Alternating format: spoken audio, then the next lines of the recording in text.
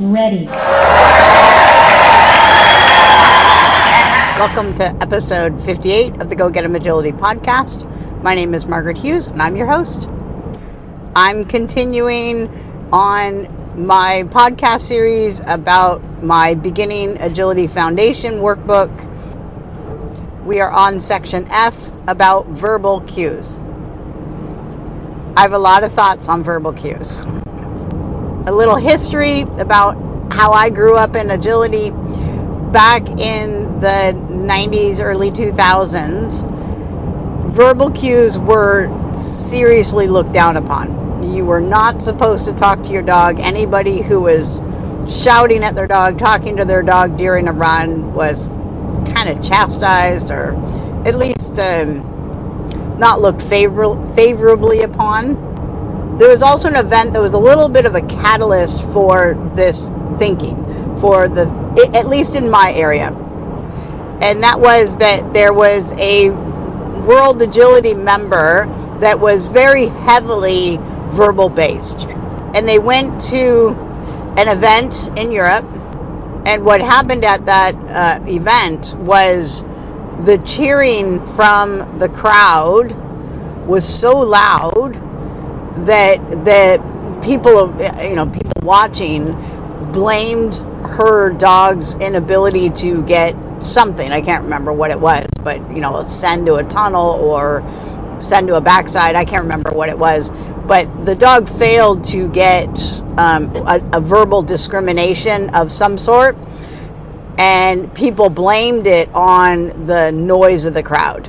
And at that point, it just became, this is why you don't use verbals.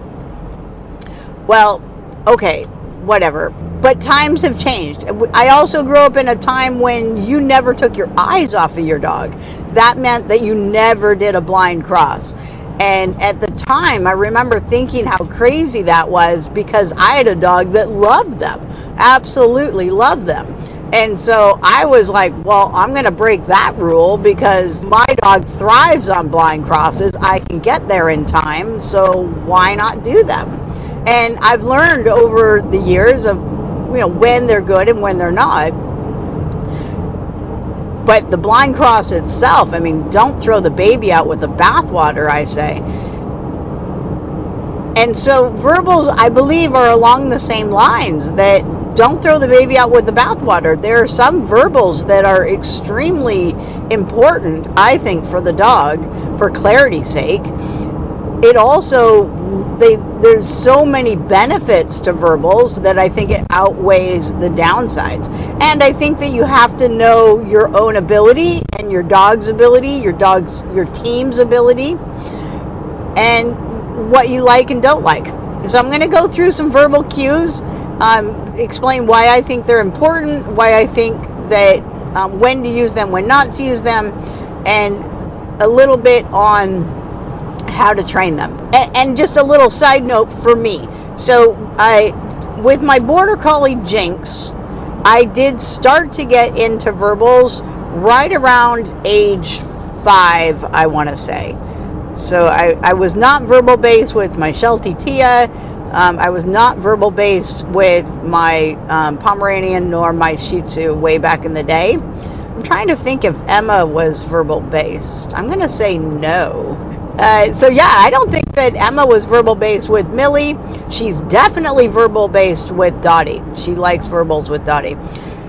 So I did do some verbals with Jinx, but not a whole lot. And when Eli came along, my first thought was, well, I like to train, and so I'm going to train all the verbals, but that doesn't mean that I have to use them on course. That doesn't mean that I have to remember them. And so I have trained as many verbals as I can with Eli, and I continue to add new ones. I have never counted up how many verbals he has. I should go back and do that, but he does enjoy verbals. So when I ask him for different toys, he has learned some different names for different toys. So he has a little elephant, he has a little piggy, he has his balls. He also knows what toy means, so that would be just general, grab any of them. So Eli likes verbals, I like verbals, and so we continue to train them. But that doesn't mean that I remember to use them on course. And so I do have a strategy for trying to remember them on course that I will talk about. All right, so first things that I think is important is for the handler to write down all their verbals and what their definitions are. You have to know, does the word back equal back up, like back up in a straight line like a truck, beep, beep, beep. Does back mean get to the backside of a jump, so running forward but going to the backside of a jump wing? Does back mean just get out of the kitchen, right? Or get out of my way? So what does back mean? What do all of your definitions of your verbals mean? If the handler doesn't know what they mean, then the dog is definitely not going to know. In light of me saying that, I also think that dogs are very contextual, and so if they're in a context, agility context, they're going to understand we're working on a jump wing. If they're in the kitchen, it's get out of the kitchen. So keep that in mind as I talk about these, but I do think for clarity's sake and not souring or watering down your verbals, I think it's better to have different verbals for different contexts. So write down, have a dictionary, know what your verbals mean. I like to train my verbals specifically in training, not on course. So I personally like to do actual training exercises around my verbals. I will separate my verbal training on jumps from actual jumping, so just working with the jump stanchions, no bar,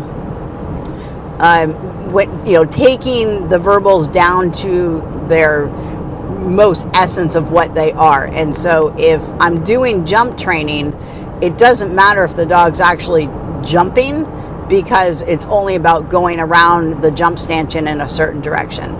So I take away the potential for dropping the bar. I take away the potential for stress on the body, stress on the joints by, physically jumping. And just take it down to its essence of verbals. And when I'm training verbals in the very beginning, I only focus on the verbal I want to train.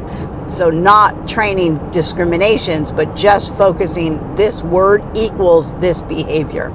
So some behaviors, some verbals, you want the behavior before you add a verbal. A really good example of this would be sit, down, and stand.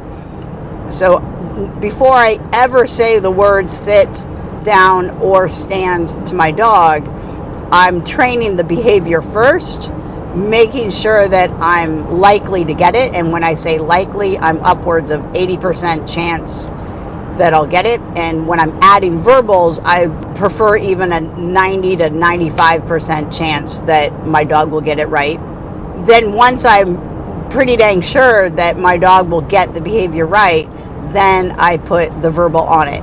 There are exceptions to that. So one exception is once I start teeter training, I put the teeter verbal on almost immediately. So, I'll do other things, before the teeter. Like if I'm working on position of the teeter, I won't say anything. But if I'm actually working on movement of the board, then I will start to say my teeter word. As soon as the dog is moving across the dog walk without hesitation, then I will start to include the dog walk word, and same thing for my A-frame. So all of those contacts get the word almost within a session or two, and then we'll continue throughout the dog's training. All right, when giving verbals, when I'm saying them, I have two different ways that I interpret the verbal, and two different ways that I cue the dog on their verbals with the same word. So this may seem a little like, what? But I think of verbals as information. So I'm just giving you information. Here's the word. This is what it means, or this is what to expect when I say it.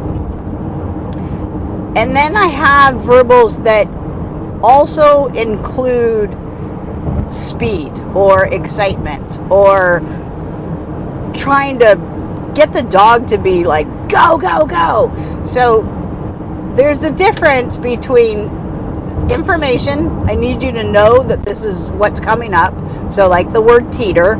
So with my teeter cue, I'm very methodical about it. I'm very pronounced in my word. So it's as loud as I feel my dog needs for the environment, but it's slow, or it's projected, but it's not fast. So when I say my teeter cue, it's teeter, teeter, teeter, giving three. I like to give three very clear, loud cues that I believe my dog can hear, so that they have time to process that information approaching the teeter. And when I say it matters as well. So I always try and give my cues in enough time for my dog to process it for the environment. So as my dog is taking the obstacle prior to the teeter, literally as they are lifting or coming out of a tunnel, they are hearing the teeter cue.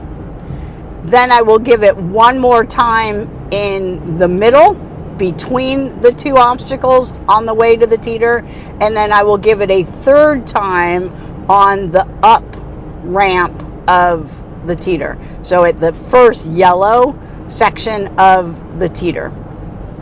And I'll do the exact same thing with my dog walk.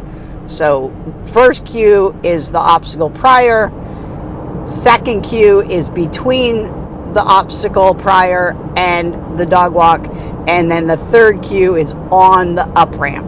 And if at any point I see my dog hesitate, I give it again to help them understand this is the one you can run on. Verbal discriminations, going back to back on verbal discriminations, is important, but you can't start that until you know that your dog understands both of the different cues individually.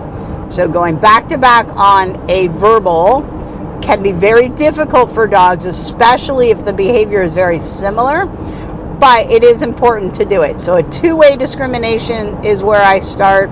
Then I start with a three-way discrimination. And even going back to discriminations, if I'm starting to help my dog understand what one verbal means over another, let's say jump versus tunnel, what I'll do is I'll do a whole series on just the tunnel, but a jump will be within proximity.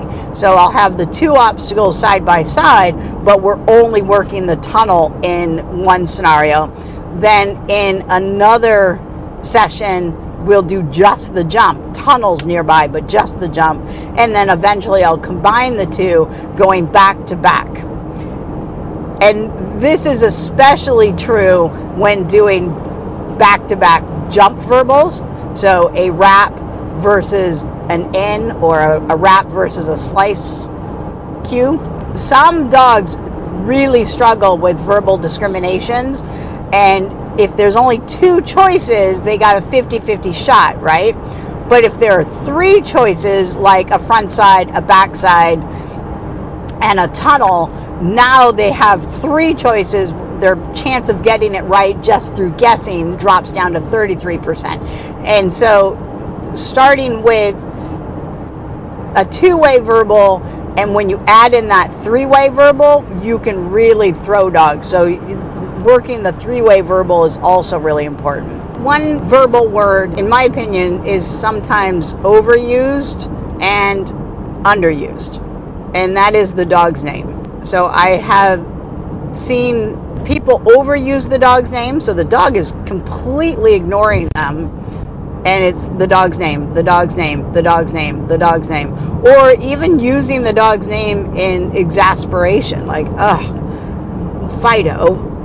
And if you want the dog to respond to their name, you actually need to train it. And sometimes you even need to go back and train specific name training within agility, right? Because they are overwhelmed at times, or they're just distracted, right? And so within that distraction, they have to understand that you can also respond to your name within that distraction. So just going in and rebuffering what the name actually means in certain context is really, really helpful. And then if you do use pet names, then buffering those up as well. So I have several names that I call Eli. Some are more long and sing-songy, and then others are very sharp and direct.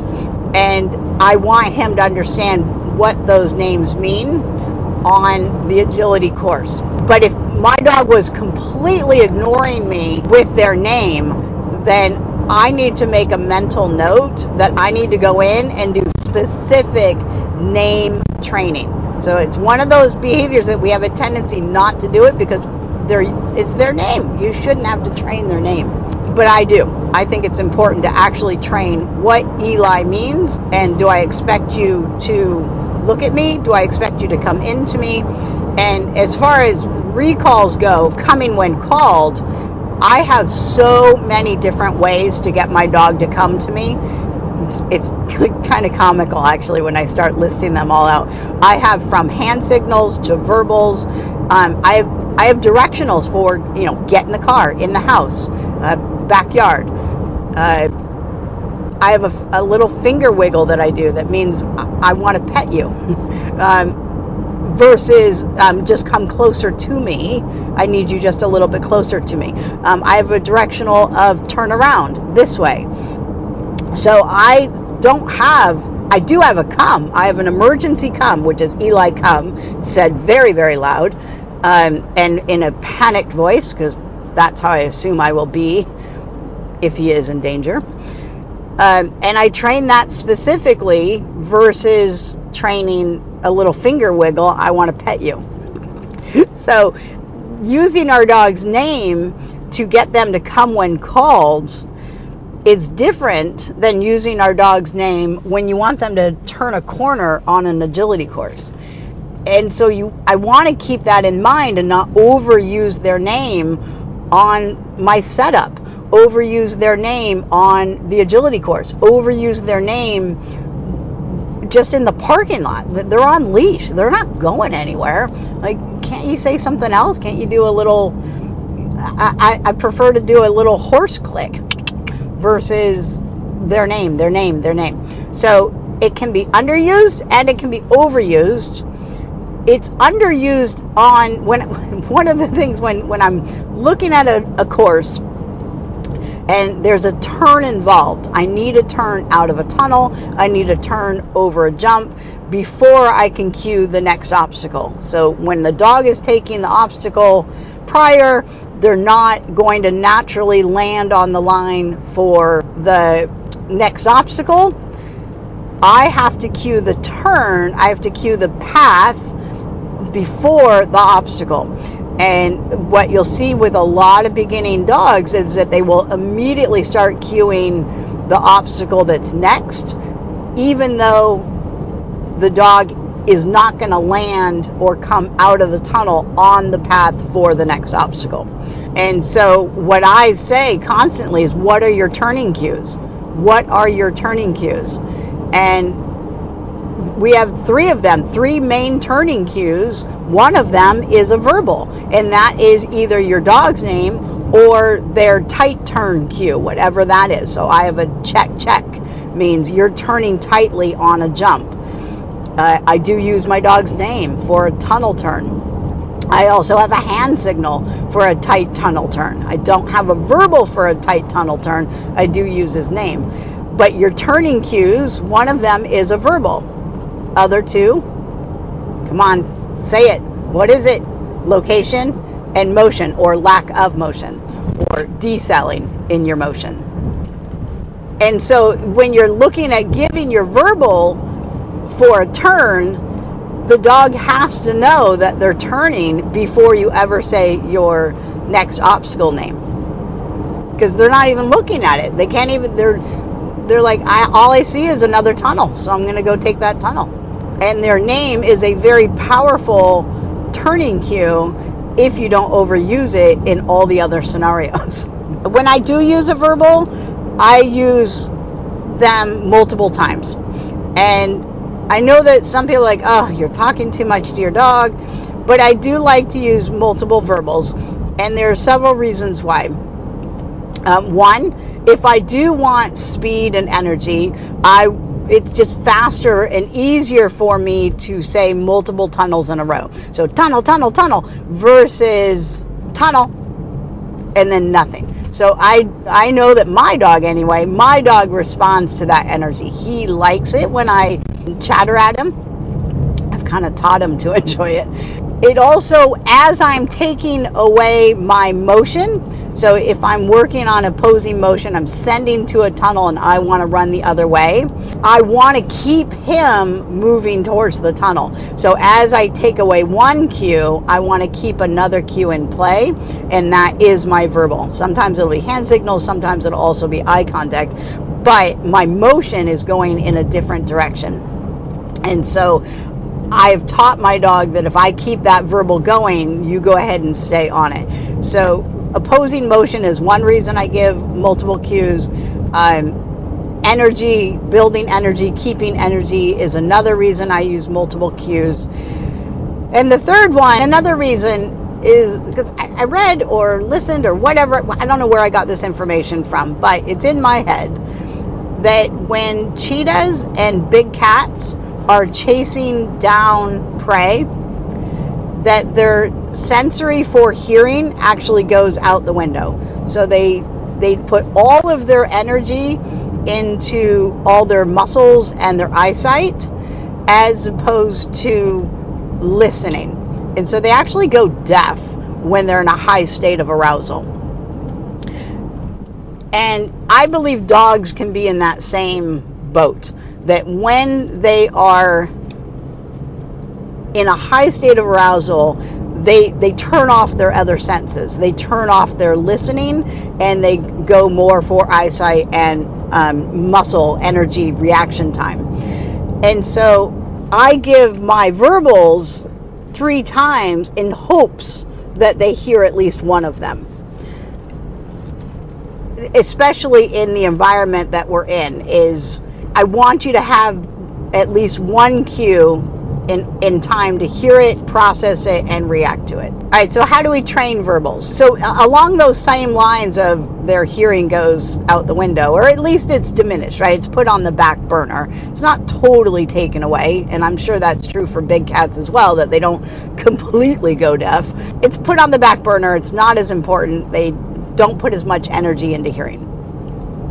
And along those lines, when we are training 2 cues at once, the dog will pick the one that is more salient. And because dogs are motion based, they will pick the physical hand signal or motion cue of the handler over the verbal.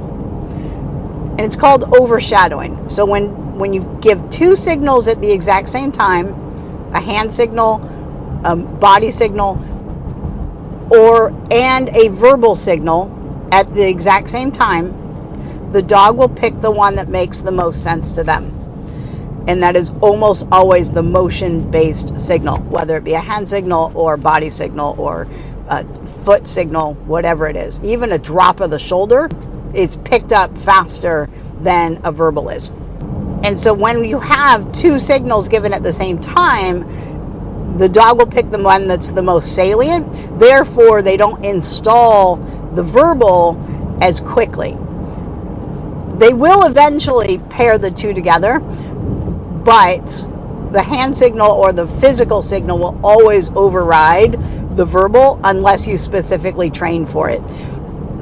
A great example of this is the release word from a stay. The release word from a wait is video this. Absolutely video this and slow it down frame by frame, because you will be shocked at how fast your dog reacts. So you have to be able to hear you, and see the dog all in the video frame. But put your dog in a sit stay and lead out, or you don't even have to lead out. You can release them right next to you. But have the visual of both you and the dog. Put them in a sit stay and release them. Release them consciously with both your verbal and your hand signal at the same time. Release them with the hand signal or body signal first and then the verbal. And then release them with just you being as solid stone, not moving, statue-like, and just your verbal. And you'll be amazed at, if you haven't trained a really solid verbal release, you'll be amazed at what your dog's actually releasing on. Because verbals are not their number one, therefore they go to their most salient, which is motion. And they are masters at it. Masters at motion. Not only that, they know the drill. They've been prepped hundreds of times that release follows a stay. Release follows a stay, whether it be a hand signal or a verbal signal. And so that overshadowing can get dogs for a long time until the handler learns how to do a verbal only release word. Does not include any hand signal, does not include any motion or new motion. Because you can be moving when you release. You can be waving your hands when you release. You can have your hand up and holding. But does the dropping of the hand, does the waving of the hand, does a little, people drop their shoulders, they move their legs differently. I can predict, when I do video editing of myself, I can predict when I'm going to release. So dogs are masters at it. Dogs can pick it out too. All right, that's my spiel on verbals. Happy training. Woof, woof.